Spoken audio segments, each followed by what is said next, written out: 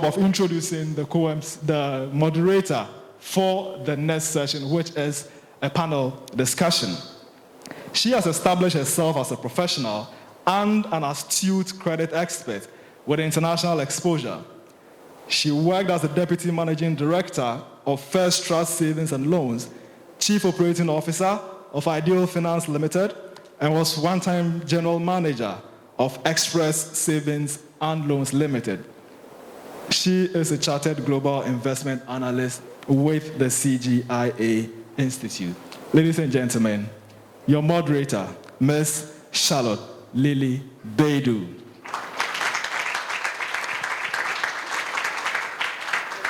Okay, so kindly take your seats. And I'll leave the responsibility of introducing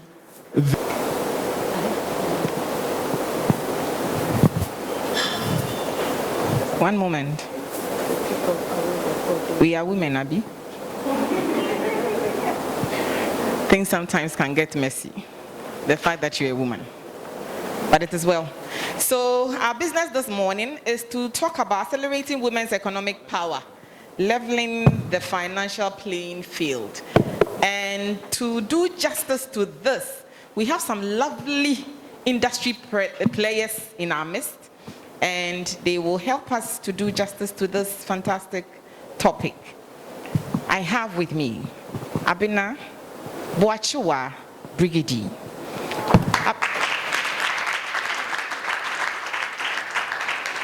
I hope I had the Adjoa very well. Okay, let me give you her accolades.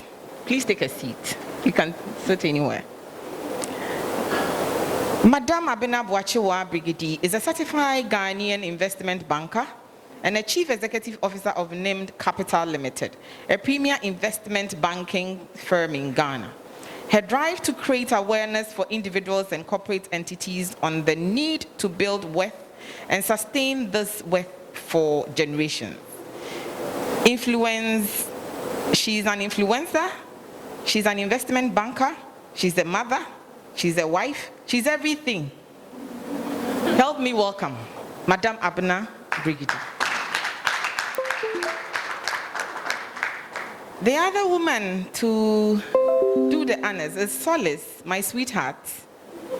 Madam Solace Odamtten-Sowah is a general manager operations at Enterprise Life Insurance. Solace holds an MBA and a degree as well. She leads the operational efforts at Enterprise Life, Ghana's #1 life insurance, and is an accomplished business leader and a tactician. I want to emphasize the tactician. She manages the business operations of the company. Let's welcome Solace Sowah Odamtten. The last but not the least is Maame Adjoa. Maame Adjoa is a CEO. She's a big woman. She's a big woman. Maame Adjoa is a CEO of Securities Limited. Before becoming the CEO, she was the head of fixed income trading at Guaranteed Trust Bank. She holds a degree in mathematics, the subject that the women we are afraid of. So you could see that the organizers have done a good job by calling all these wonderful women here to discuss how to help an emerging lady like you, how to accelerate, what's the level playing field. So without much ado, I'll zoom in and then we'll have the discussion. Do you have the mic? Okay. Okay. So the first question that I want to ask is, what is your view on women economic empowerment? What is it? Abena. Thank you very much, and a very good morning to you all. I'm excited to be part of this morning's session.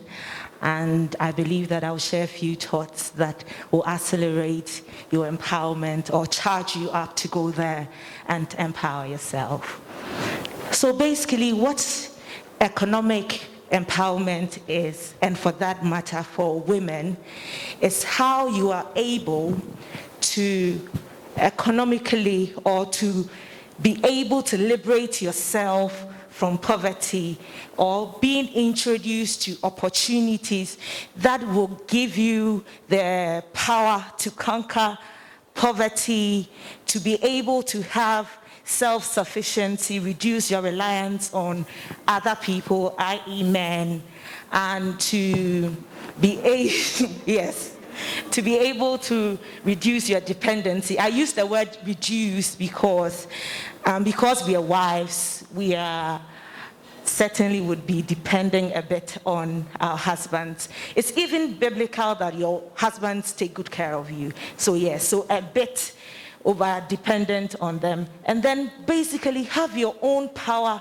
to be able to have your purchasing power, do what you want to do as a woman, be able to help other people when you choose to help, be able to set up businesses, and also empower other women. I believe that's where the next talk should be going in terms of economic empowerment. Thank you. Wonderful, wonderful, wonderful. I think that is not exhaustive enough, so I want to ask Maame Adjoa if you have anything to add in terms of what, in your opinion, is women economic empowerment.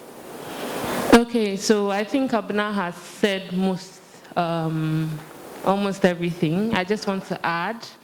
So I think women economic empowerment is when a woman is able to make meaningful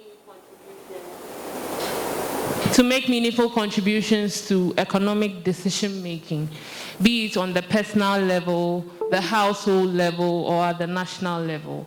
When the woman has access to decent work, when she can take charge and control over her own time and resources, when she's able to, provide for her basic needs. Okay, so that is what I think women economic empowerment is. My question is, why is it essential at this time? Why is it important for a woman to be economically empowered? Because I think it forms the very basic foundation of attaining or achieving women's rights and the gender equality that we are all fighting for. So when a woman is economically empowered, she's able to participate equally on all fronts, to participate equally in all existing markets, and to confidently take up leadership roles. Thank you. Wonderful. Okay, so Solace, can you briefly tell us your journey? How has it been like? For the emerging leaders sitting here, they also want to accelerate their career and become a big woman like you. Kindly take us through your journey. If you permit.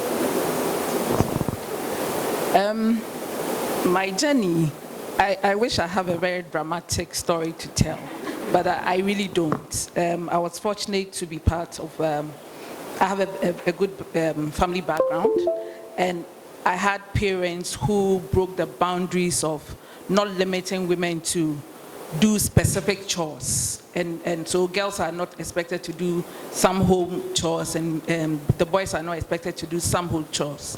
The pressures of the home chores was equally given to us. So my brother would wash plates, I would also wash plates, I would wash the car like he would. And so we were given that equal level playing field. And we were encouraged equally to do attain our highest potential. So at that stage, you grow up knowing that you can be what you want to be, and your future is in your hand.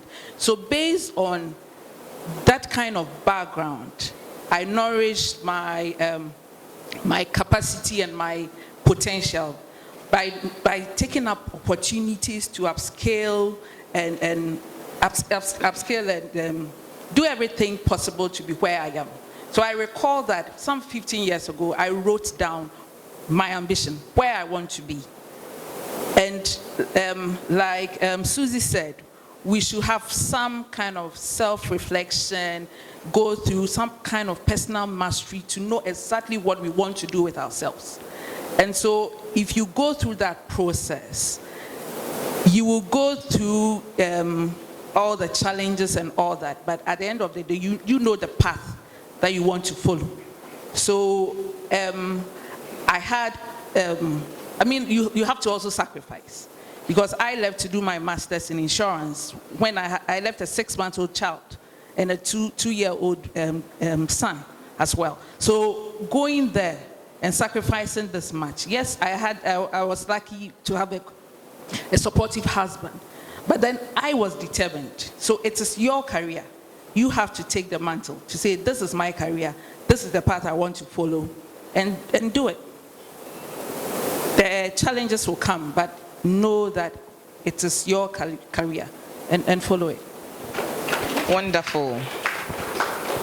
I'm sure we all have individual experiences where we have been through to get to where we are. So if you can kindly take us through your journey, Adjoa. Okay, so like Solace, my parents also provided the environment for me to be economically empowered at a very young age. I remember that as young as 12, it was compulsory in the household on vacations to follow daddy to work and kind of run errands for him, and he would pay me a little stipend. I remember those days, I think it was 20 pesos. That was a lot of money for a 12-year-old girl.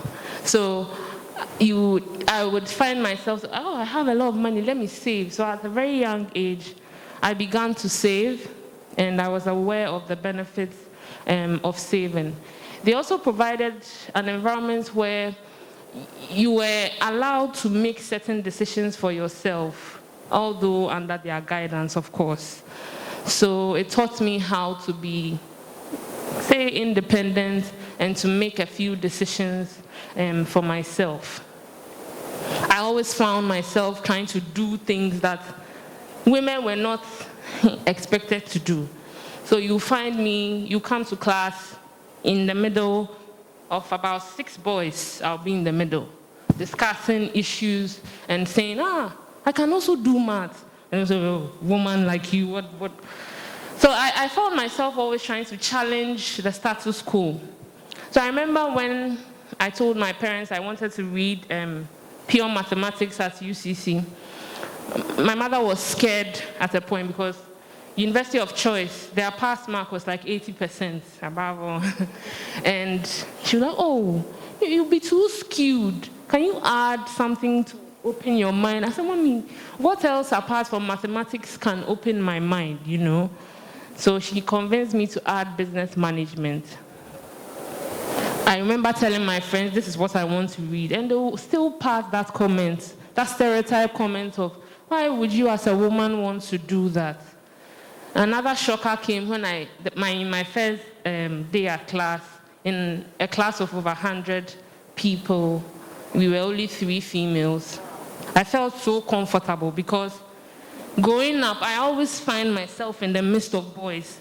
You call me a tomboy. So I felt so at home, but I was a little bit sad that we were only 3 women in that class.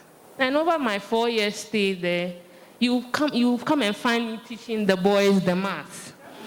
Yeah, and I'm always proud to say this. So you can learn from my life. Don't be confident in yourself. Don't say that you're a woman. No, that doesn't reduce the level of smartness that you have. And I've always found myself always wanting to push or perform outside my comfort zone. So you always find me doing very weird things. Some of my friends will call me Weirdo or Ogeringe. I had a lot of nicknames, you know, in school. Some will call me the Lioness. And that one has stuck with me till now. So you can do it. That's a little bit about my journey. Thank you. Wonderful, wonderful, wonderful. Okay, thank you. Thank you. So I believe that for me, there are 4 things that when I look back, I'm able to table. And the first thing that is very significant in my journey is the God factor. God, in his own infinite wisdom, has brought me this far. How he did it, I can't explain. But I've happened to be at the right place at the right time. I've happened to meet people that have opened doors. I've happened to meet people that have provided some way, somehow. The God factor is significant in my journey. The second thing, and pardon me, let me take this off. It keeps coming off and distracting me. So the second thing that I will talk about is the principles I kept. I've been guided with 3 principles. The first is hard work. The second that I have is humility. And I happen to know at a very early age that if you're humble, doors will be opened for you. So I have kept it with me. And the third that I have known is to be hardworking. I don't know if hardworking, humility, and also to be humane. Okay, humane is humanity. Over these years, though I have taken these principles, one other thing I realized, which would be the third point, is that I have evolved. I am not the same Abena you knew in secondary school. Neither am I the same Abena you knew in Zenith Bank. I'm not the same Abena you knew at all time. One thing that helps in evolving is to build capacity. I have learned, okay? I can engage somebody just to teach me PowerPoint because I'm going to do a presentation and I need to just maneuver it. I can even engage somebody to teach me English. For me, I even have to teach myself to speak the way I want to speak. I have evolved. And the last thing is you need to take opportunities. Any opportunity that comes my way, even if I cannot do it, I grab it. I'll grab it first and go and look for somebody to help me do it. I am not limited by I cannot do it. You bring the science and maths question, the lady, headmistress or instructor came to give the per second and then PY square, whatever. I'll write it down. When I write it down, I will go and look for somebody to help me. So if you're aspiring to be up there, sit at the table, do the dance, not just attend the party, then if you'd want to emulate me, don't forget the God factor. Have some principles to guide you with. Evolve, learn, build capacity.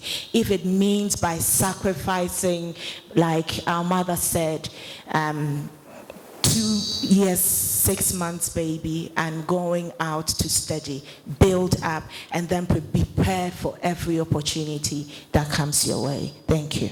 Wow. I think I just want you to still move on, and I want to find out from you, what has been your greatest challenge in your career path? Okay. So, like I said, when it comes to me and challenges, I don't see challenges. I always see opportunities. The reason is that I talk about the God factor again. I happen to also know that they that know their God do exploits. So for me, that's my mantra. I wake up every morning with that. So when the challenge comes, the first thing I do is that inside me, in my reflection, I know I can do anything. Okay, it might not satisfy you, but with me, I've done it.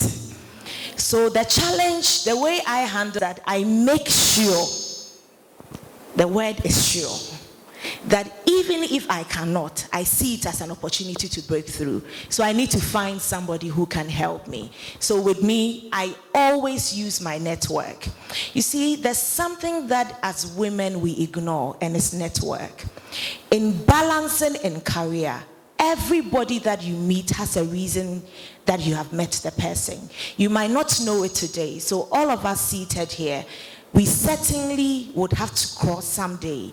But God, in God's own time, we've all met today.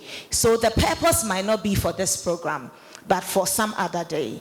So I take relationships very serious, because what I cannot do, the other can do. So every challenge, I know who I can turn to help me solve that challenge. Thank you. Ooh. Okay, so Solace. I just want to find out how you've been able to handle your work life and family life. How are you able to cope with these rhythms in your life?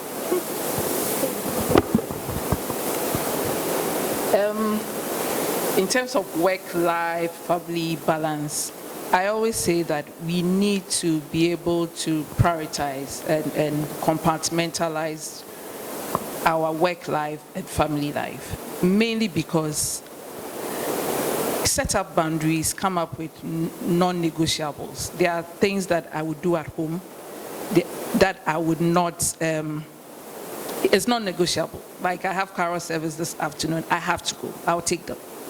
So I've managed to leave quite early and go there. Then if it's work, when it's about strategy, when it's about something I have to present, if I have to stay all night to do that, I would also do that. So you have to sacrifice. That's the point. You have to sacrifice to make each work.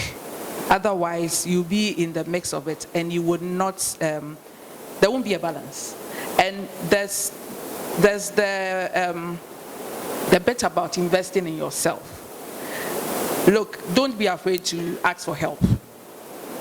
We need to find coping mechanisms. There are washing machines. There are air fryers, there are slow cookers. Why are we doing all that hard work when we can find ways of... Look, let's normalize luxury, a bit of it, if you can afford it. And then when it comes to work, it frees you are less stressed to actually do the work and do it well. So for me, let's ask for help. Let's outsource. If we can pay for it, let's outsource. And let's not be so fixated in certain things that it has to be fufu that has to be pounded, when you can actually do it the other way. My point is, let's try and be less hard on ourselves. It will weigh us down. We need to work 4 times harder than the men. Let's save the energy to do that. That's how I manage work-life rhythm. Really. Okay. Maame Adjoa, your take. Okay, so I am a mother of three boys. I had 3 boys in 3 years, so I resonate with Maame in the corner there.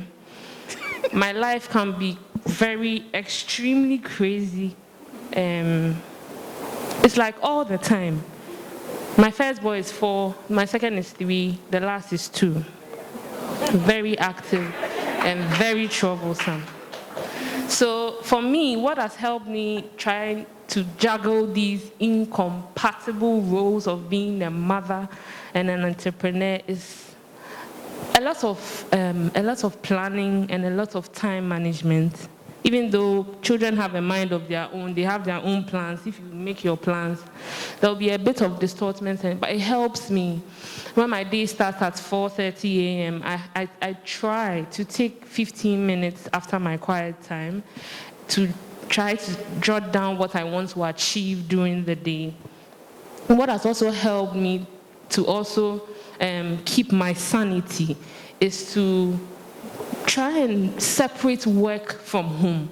So I leave work, when I get home to the door, I leave all the challenges, all the work wahala behind the door before I enter, to be able to perform my role and as a mother and as a wife, because starting a business can be very messy. You're now putting in place structures and stuff like that.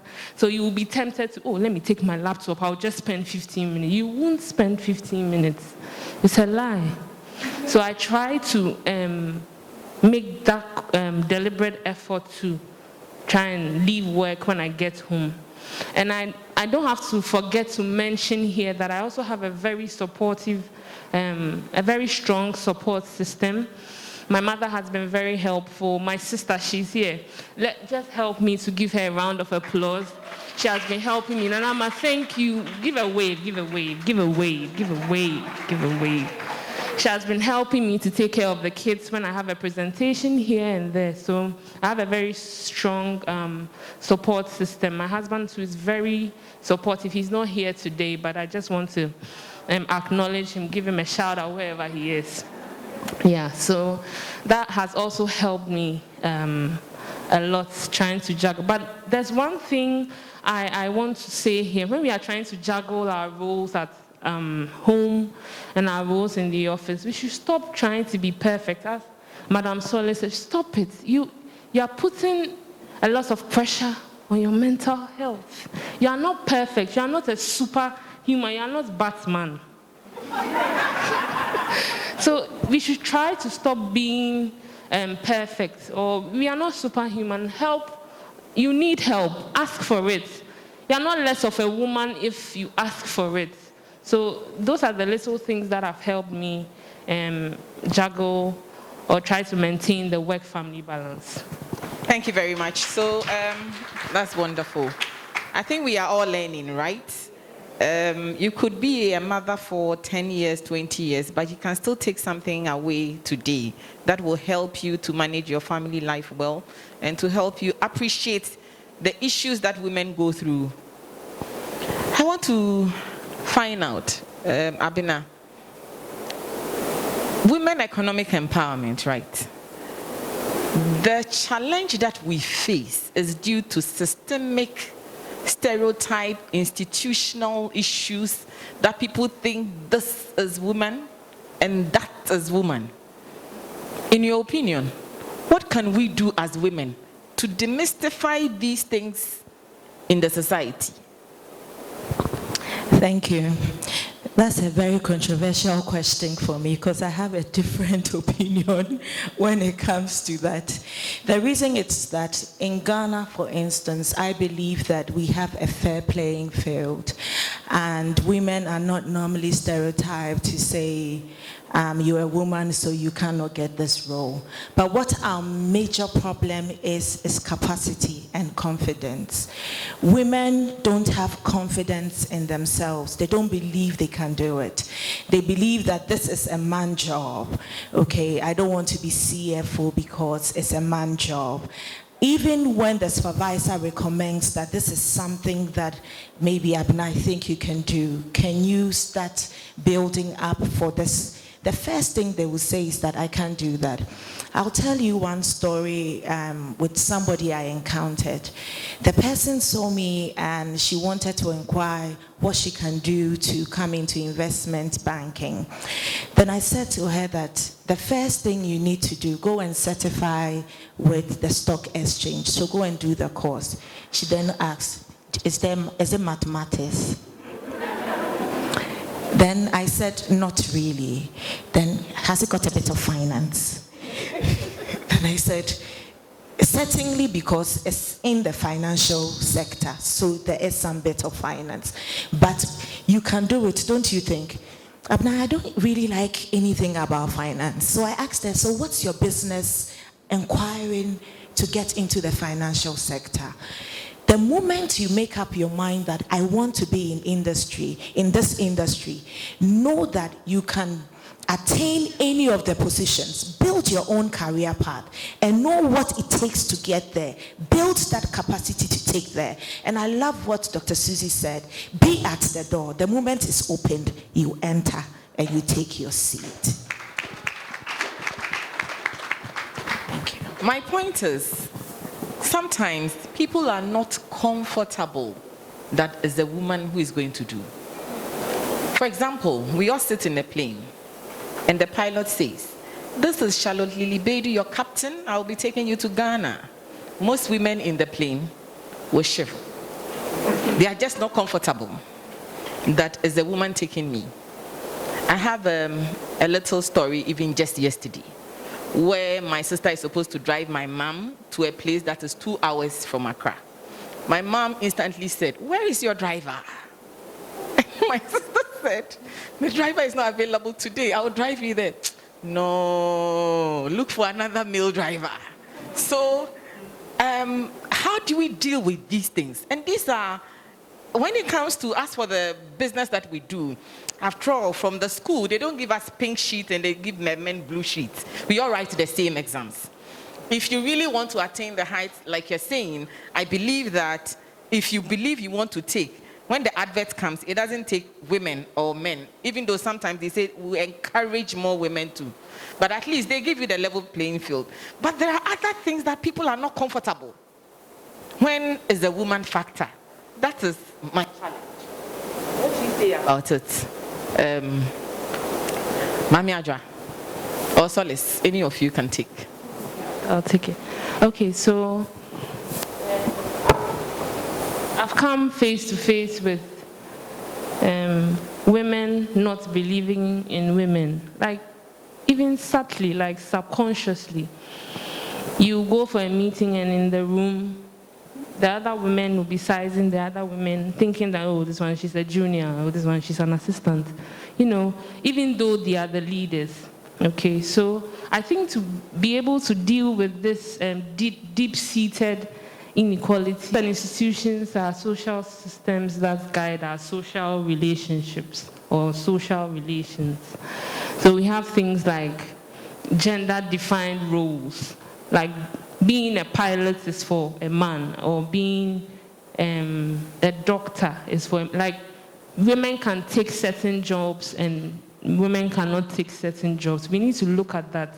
Norms are things like expectations, these high expectations that we have at the back of our mind, even though we don't want to unintentionally. You see that the woman's role is to take care of the house, to take care of the children, and that is her role.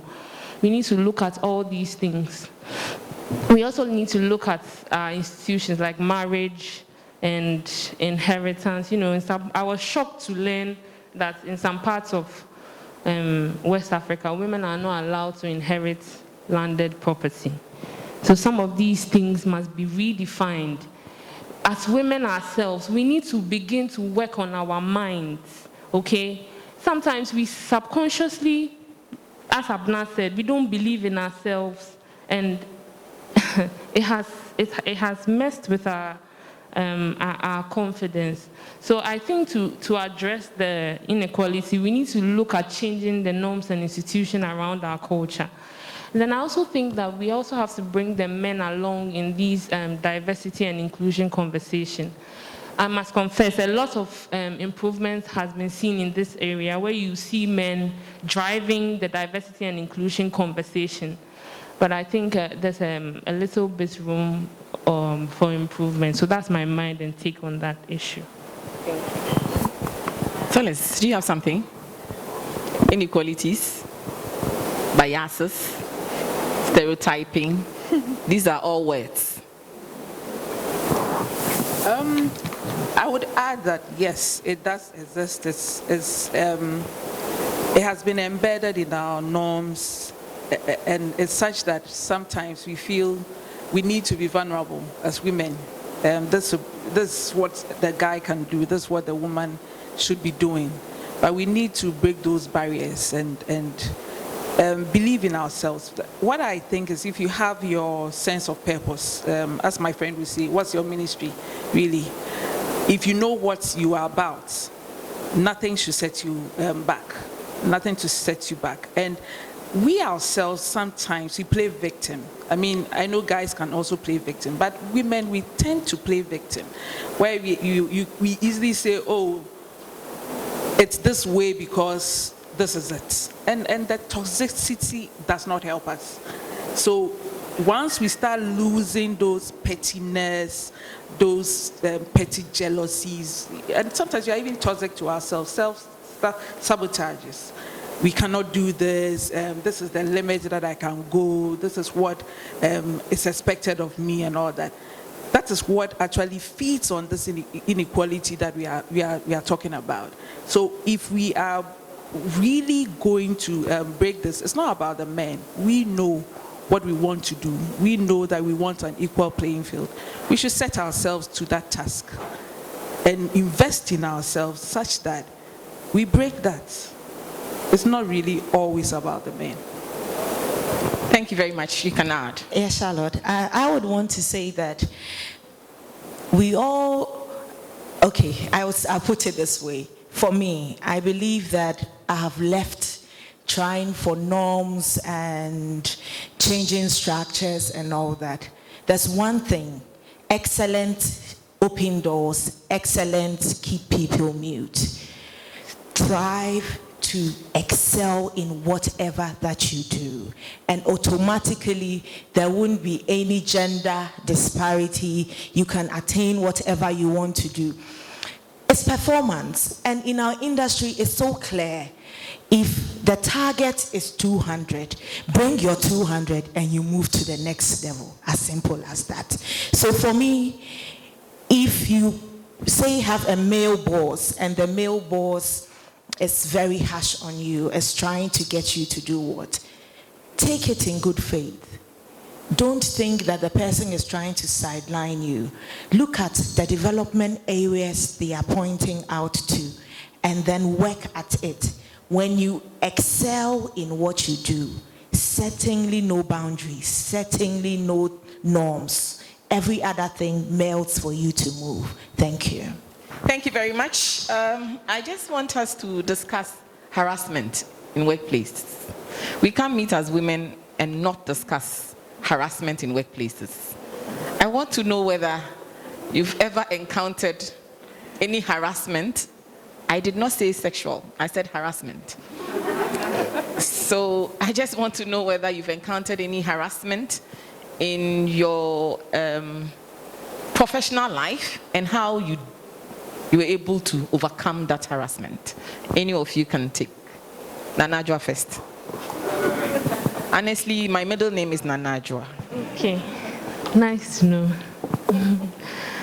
Okay, I think this is a very uncomfortable conversation for me, but I'll try to have it.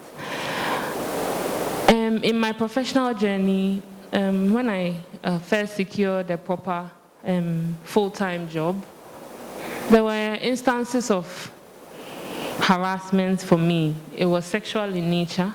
It was not hardcore sexual, but sexual advances from some of my managers at the time. How, as a young, around that time, I think I was 26, yeah. And so and that was my first job. I had no experience in how to work corporate politics and how to maneuver these kind of situations. So as young as I was, how I dealt with it was, okay, I know what this person is driving at. I would try as much as possible to show respect and not give what they are looking for.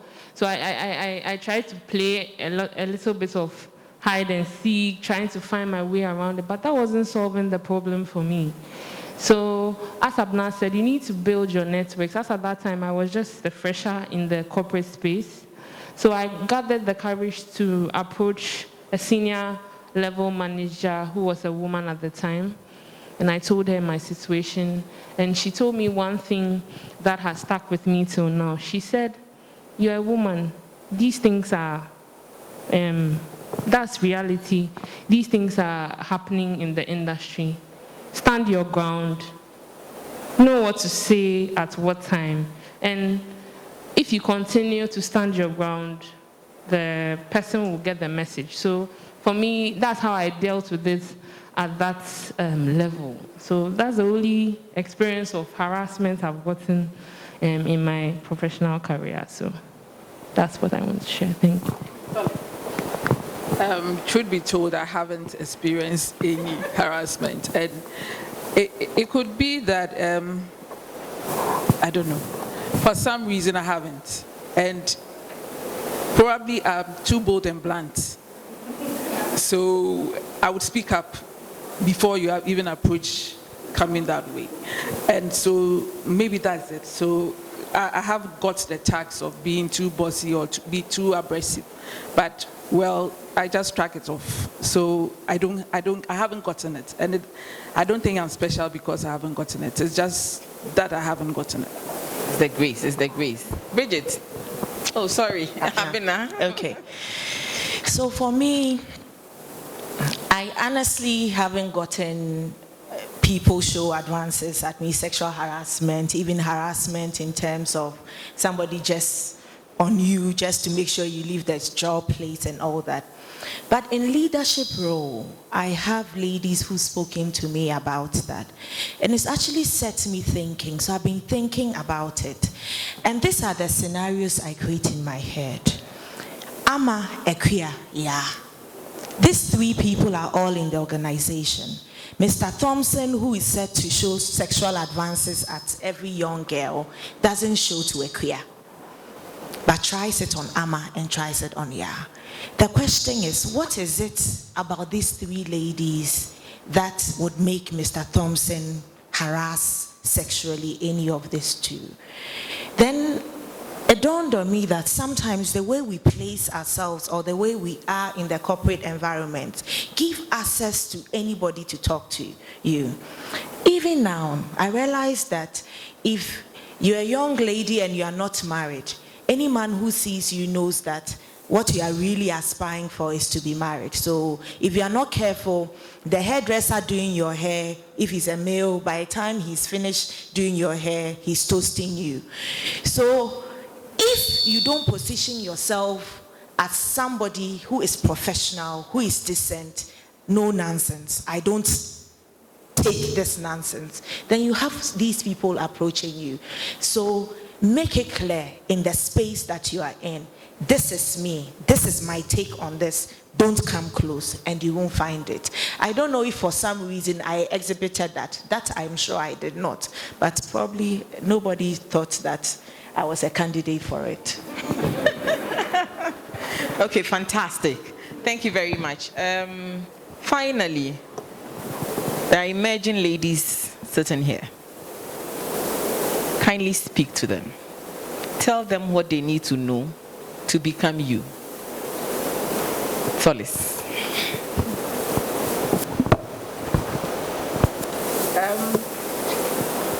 To become me, it's a tough one. You have to go through my mental models. Please remain the genuine, authentic you. But what I think should shape your world is whatever experiences that you go through, please let it teach you something. I spoke about my schooling and how, look, that school broke me. I wept every day for a whole year. And God taught me something, to be very humble. And I think that we should be humble. It's one key thing. If you are not humble, we are not able to ask for help. And we need to ask for help if we want to grow. And then the other bit is be ready to sacrifice. I spoke about the sacrifices I felt I'd made, and I continue to make sacrifices. Then also, learn.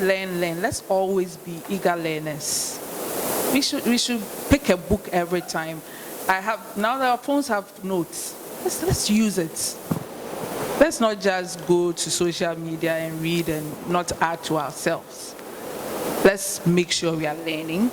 The other bit is, I think, not being afraid to ask for help. I would forever say this, because if you are humble, you are able to do that. And when you ask for help, it adds to you.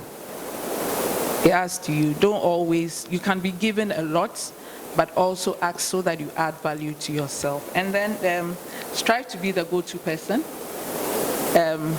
in everything, in every situation that you are. So if you're a technical person, make sure that they miss you when you go on maternity leave. When you go on maternity leave, learn to add up to yourself, such that when you come, even those you left behind, you know more than them. So I think what I would say, and things that I have picked up along my journey, is what I've just shared with you. Let's be humble, let's learn, let's ask for help. That would be it for me. Thank you very much. Be humble, ask for help, have a coping mechanism. so that you can cope with family life balance. Yes, Adjoa. Wow, Solace, you've said everything.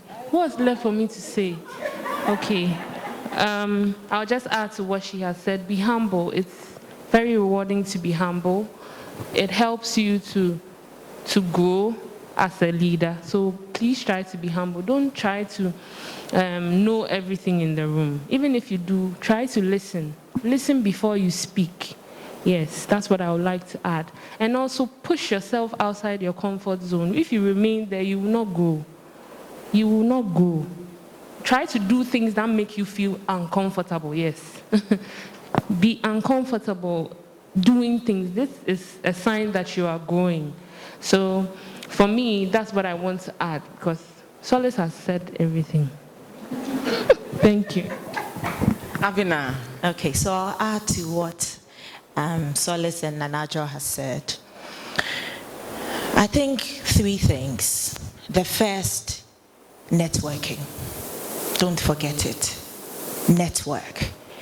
Maximize every relationship that you will find. Second, build capacity. Learn. And lastly, be at the door, ready to enter. So be alert, scouting for opportunities, and then enter. But let me conclude with this. It's important to have role models. Don't look or aspire to be somebody.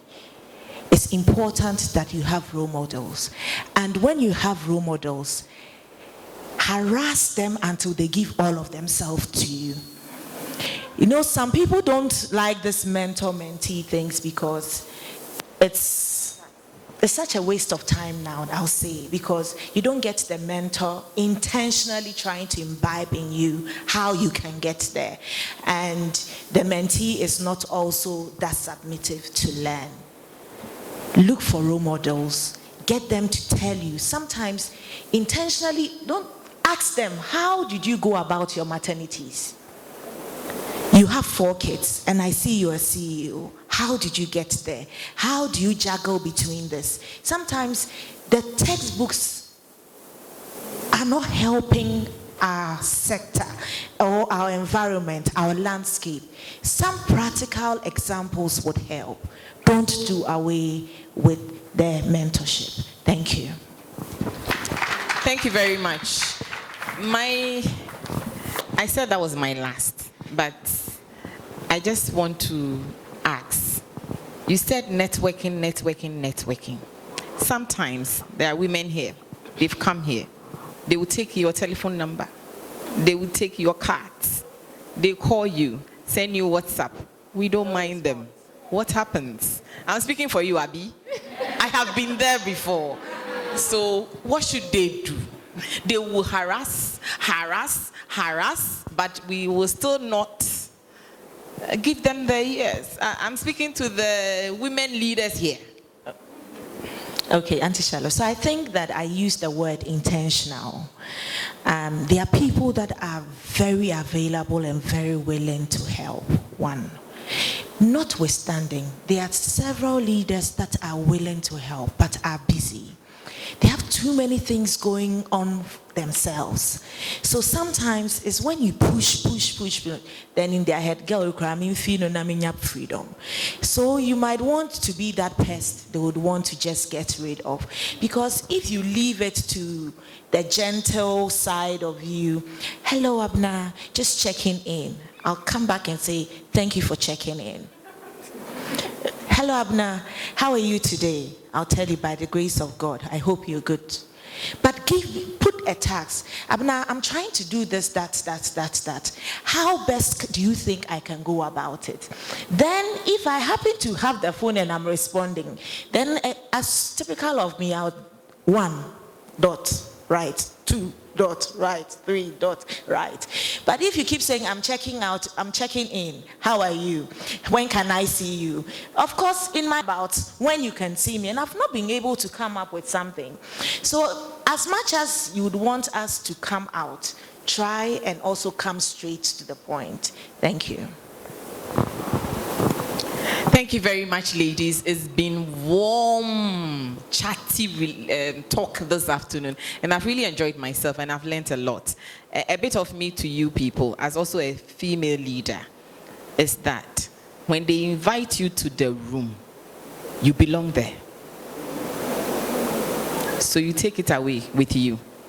If you have a call and they say that you are supposed to be part of the panel, you are supposed to be part of this group, you are supposed to come, don't say, me so many wine, me papa ne wine, me mama ne wine. No, don't belittle yourself. The fact that they have invited you, you belong there. Take up the challenge and go. We are women, and most of the time, we try to belittle ourselves, that we don't even deserve where they have called us. I can't even speak. I can't even talk. Who am I? I am coming from some village school. Why are you calling me? I didn't go to Achimota. I didn't go to Presec. I didn't go to Wesley Girls. Why are you calling me? I cannot face them. Hey, all the people that are coming as female CEOs. And I happen to be some customer service manager. What am I going to do there? They called you, Abby. So you belong there. I wish you all the best. Thank you very much, ladies.